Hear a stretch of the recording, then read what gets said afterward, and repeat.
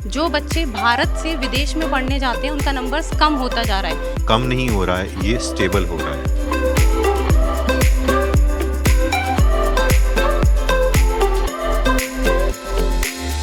आने वाले टाइम में हमें क्या लगता है कि ये नंबर बढ़ेगा या ये नंबर कम होगा? कोविड के बाद आपने देखा होगा कि बहुत सारा राइज हुआ है स्टूडेंट रिक्रूटमेंट में ओवरसीज।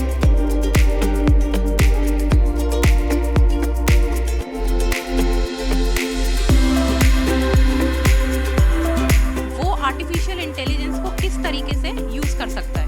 आर्टिफिशियल इंटेलिजेंस जो कि हर जगह एक बज़वर्ड बना हुआ है, पर इसको अपनी ताकत बनाएं, ना कि अपनी कमजोरी। नमस्कार साथियों, मेरा नाम है आयशा और हम हैं नई दिल्ली में अप्लाई बोर्ड के साल के सबसे बड़े इंटरनेशनल एजुकेशन इवेंट में, यानी कि अंतर्राष्ट्रीय शिक्षा इवेंट, जिसका सब्जेक्ट या थीम है टॉप रिक्रूटर्स वर्कशॉप 2026 यानी 2026।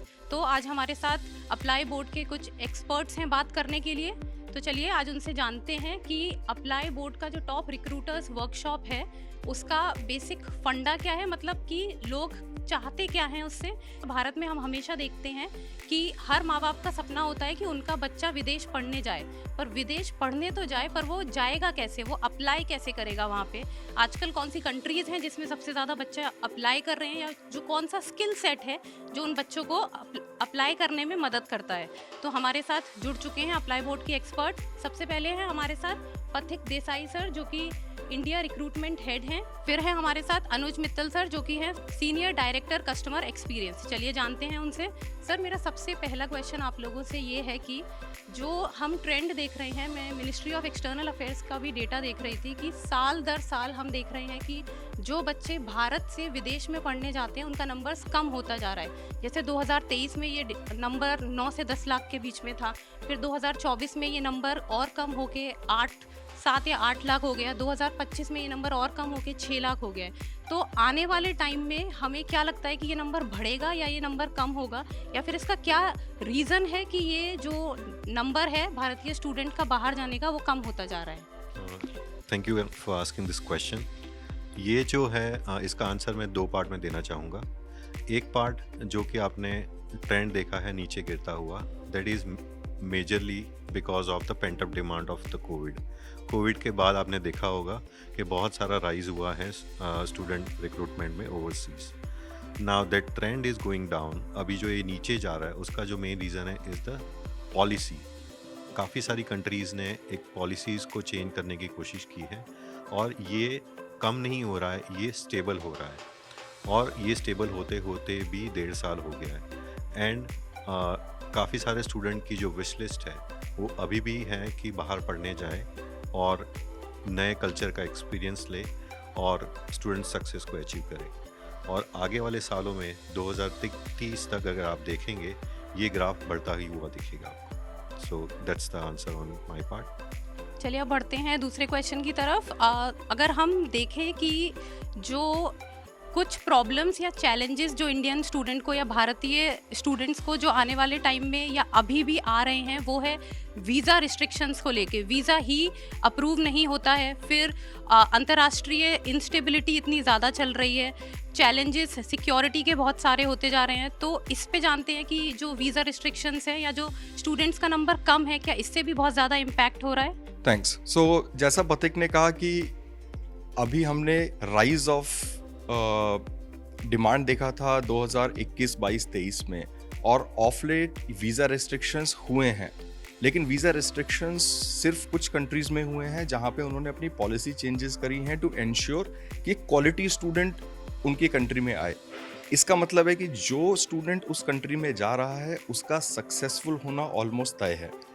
और सिर्फ वो कंट्रीज़ जहाँ पे फॉर एग्जांपल कनाडा, यूके या यूएसए में वीज़ा रेस्ट्रिक्शंस हैं, जहाँ पर रेस्ट्रिक्शंस आ रहे हैं वहीं आप देखेंगे कि दूसरी तरफ countries like Germany, Netherlands, Spain, Dubai, ये सब जगहों पर डिमांड इंक्रीज होती जा रही है। सो रेस्ट्रिक्शंस एक पॉजिटिव साइन है टू एंश्योर कि क्वालिटी स्टूडेंट कंट्री में एंटर करे और सक्सेसफुल बने।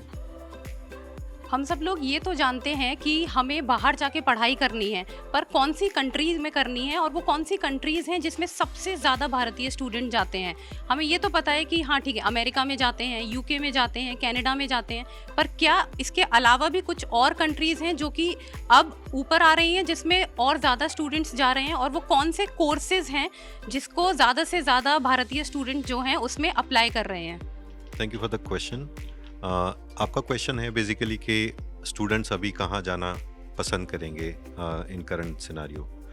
तो जहाँ तक बिग 4 की बात है, बिग 4 का जो नंबर आपने 9 लाख बताया, उसमें से आधे स्टूडेंट्स तो बिग 4 में ही जा रहे थे अभी तक। वो अभी तक थोड़ा स्टेबल हुआ है। वो स्टूडेंट की पहली पसंदगी हमेशा रहेगी। उसके अलावा काफ़ी यूरोप के देश है जहाँ पर जैसे जर्मनी हो गया, आयरलैंड हो गया, बेल्जियम हो गया, नेदरलैंड्स हो गया, स्पेन हो गया फॉर दैट मैटर, दुबई काफ़ी इम्प्रूव हो रहा है इफ़ यू सी। काफ़ी सारे देश जो है, रशिया है, चाइना है, जापान है, साउथ कोरिया का नंबर आपने देखा होगा, इट इज टच टू 300,000। तो ये जो सारी कंट्रीज़ है धीरे धीरे इमर्ज हो रही है because everyone wants international students. यहाँ तक अगर हम एक स्पेसिफिक 2-3 कंट्री की अगर हम बात करें तो मैं नाम लूँगा कि जर्मनी काफ़ी अच्छे से ग्रो हो रहा है, बट उनकी भी रेस्ट्रिक्शन थोड़ी सी बड़ी है। उसके ऊपर अगर हम देखें तो आयरलैंड एक ऐसी कंट्री है जहाँ पे स्टूडेंट वॉल्यूम अच्छा जाएगा, और अगले 2 साल में आप देखेंगे कनाडा और यूएसए में भी अच्छी क्वांटिटी में स्टूडेंट्स ऑप्ट करेंगे for the study effort. And to add, जो आपका दूसरा क्वेश्चन था कि इन कंट्रीज में जाके आजकल के बच्चे किस तरह के कोर्सेज पढ़ना पसंद करते हैं या पढ़ने चाहिए, तो 2 बहुत मेजर डिस्टिंक्ट स्ट्रीम्स हैं जहाँ पे फोकस करने की ज़रूरत है आजकल के स्टूडेंट्स को। एक वो कोर्सेज जिनको हम ट्रेड कोर्सेज बोलते हैं। आपने देखा कि बहुत सारी कंट्रीज़ में पॉपुलेशन एज कर रहा है, चाहे वो कनाडा हो, चाहे वो जापान हो, हर तीसरा इंसान 65 की एज से ऊपर है। तो वहाँ पे हेल्थ केयर वर्कर्स की बहुत ज़्यादा ज़रूरत है, और construction workers, mining workers, all trade courses ये बहुत अच्छे जाएंगे। Secondly, AI based courses, machine learning, data science, data structures, artificial intelligence, ये स्ट्रीम्स बहुत पॉपुलर हैं और ये हमेशा स्टेबल रहने वाली है। तो इसी के साथ आजकल हम देख रहे हैं कि एक ट्रेंड चल रहा है AI का, यानी आर्टिफिशियल इंटेलिजेंस। तो आर्टिफिशियल इंटेलिजेंस के साथ हमेशा ये क्वेश्चन रहता है कि जो स्टूडेंट्स हैं, जो एस्पिरेंट्स हैं, वो इसको कैसे यूज़ कर सकते हैं अपने बेनिफिट के लिए। तो अगर कोई इंसान बाहर विदेश में जाके पढ़ना चाहता है, या कोई बच्चा जो टारगेट कर रहा है कि वो विदेश में अपनी पढ़ाई करेगा, मास्टर्स करना चाहता है या बैचलर्स करना चाहता है, वो आर्टिफिशियल इंटेलिजेंस को किस तरीके से यूज़ कर सकता है? बहुत ही एप्ट क्वेश्चन पूछा आपने। आजकल की जनरेशन को आर्टिफिशियल इंटेलिजेंस, जो कि हर जगह एक बज़वर्ड बना हुआ है, पर इसको अपनी ताकत बनाएं, ना कि अपनी कमज़ोरी। हर स्टूडेंट आर्टिफिशियल इंटेलिजेंस को अपनी पॉजिटिव ग्रोथ के लिए यूज़ कर सकता है। आप आर्टिफिशियल इंटेलिजेंस के साथ critical problem solving skills, critical thinking, ये वाले स्किल्स लर्न करके, अडेप्ट करके अपना ग्लोबल जो अडेप्टेबिलिटी है उसको इंक्रीज़ कर सकते हैं। हम ट्रेडिशनली, स्पेशली इंडियंस, हम लोग एकेडमिकली बहुत स्ट्रांग रहे हैं, बट उस एकेडमिक नॉलेज को प्रैक्टिकल नॉलेज में कन्वर्ट करने के लिए आप AI की हेल्प लीजिए। कैसे critical thinking, problem solving skills को बढ़ाना है, और इससे आपकी जो ग्लोबल एक्सेप्टेबिलिटी है वो बहुत इंक्रीज होती है। चलिए इसी के साथ आज के आखिरी प्रश्न पे चलते हैं। हम ये देख रहे हैं कि रिसेंट ट्रेंड रहा है कि जो ग्लोबल यूनिवर्सिटीज़ हैं वो भी अपने कैंपस जो हैं वो इंडिया में ओपन कर रही हैं, अपने कॉलेजेस के सेंटर्स इंडिया में ओपन कर रही हैं, चाहे वो गिफ्ट सिटी गुजरात में हो या आने वाले टाइम में दिल्ली NCR गुड़गांव में भी हमें ऐसा देखने को मिल रहा है। तो क्या ये भी एक रीज़न हो सकता है कि जो बच्चे हैं, जो भारत से बच्चे हैं, वो बाहर जाना अब नंबर कम हो रहा है? Very good question. इसका अगर हम स्टूडेंट जर्नी हम देखें तो स्टूडेंट अकेला ये नहीं चाहेगा कि मैं UK जाके ये पढ़ लूँ और वापस आ जाऊँ या वहाँ सेटल हो जाऊँ। 4-5 अलग अलग पैरामीटर्स हैं।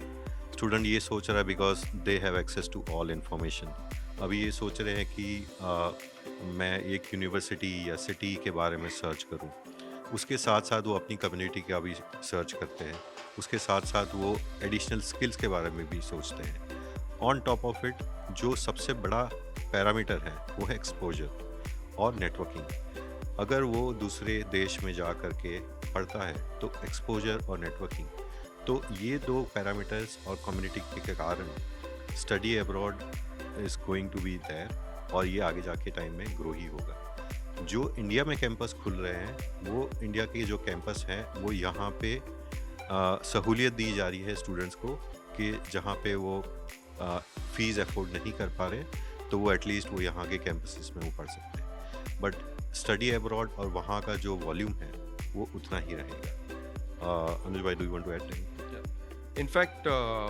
Great point Pathik. इनफैक्ट जो यूनिवर्सिटीज़ इंडिया में आके अपने कैंपसेस ओपन करती हैं, इससे यहाँ से जो स्टूडेंट्स बाहर जाना चाहते हैं उनके लिए अपॉर्चुनिटीज़ ज़्यादा बढ़ती हैं। वो कैसे? क्योंकि बहुत सारे आर्टिकुलेशन प्रोग्राम्स हैं। जैसे मान लीजिए आपको 4 साल का डिग्री कोर्स करना है तो आप 2 साल, जैसा पथिक ने बोला, आप अफोर्डेबल प्राइस पे यहाँ कर सकते हैं और अपनी ग्लोबल एक्सपोजर और कोलैबोरेशन नेटवर्किंग के लिए 2 साल का कोर्स वहाँ से कर सकते हैं। इससे आपका जो अफोर्डेबिलिटी है वो भी बढ़ती है और आपको बाहर जाने का मौका भी मिलता है। तो ये कैंपसेस इंडिया में खुलना एक अपॉर्चुनिटी है रादर देन कि वो स्टूडेंट्स को रिस्ट्रिक्ट करें। जब भी हम बाहर जाके पढ़ने की बात करते हैं या विदेश में पढ़ने की बात करते हैं तो ये एक ऐसा मुद्दा है जो हर घर में माँ बाप अपने बच्चों के साथ करते हैं। तो एंड में मैं बस आपसे यही बोलना चाहूँगी कि इसके लिए हमेशा एक्सपर्ट का गाइडेंस लें। यहाँ इधर या उधर कहीं से भी कोई भी इन्फॉर्मेशन पर बिलीव मत कीजिए, क्योंकि ये एक बहुत ही एक्सपर्ट मुद्दा है। क्योंकि आपको इस चीज़ में बहुत सारी चीज़ें देखनी होती हैं। आपको देखना होता है आप कौन से कोर्स करना चाहते हैं, कौन सी यूनिवर्सिटी में जाना चाहते हैं, कौन सी कंट्री उसके लिए बेटर है, उसके लिए आपको अपने फाइनेंसेस देखने होते हैं। तो इन सब मुद्दों पर जब भी आप डिसाइड करें तब हमेशा ये देखें कि आप किसी ना किसी एक्सपर्ट से उसके बारे में बात कर रहे हैं। वीडियो के लिए देखते रहिए जागरण जोश, और अगर आपको वीडियो अच्छी लगी हो तो लाइक, शेयर और सब्सक्राइब ज़रूर करें। धन्यवाद।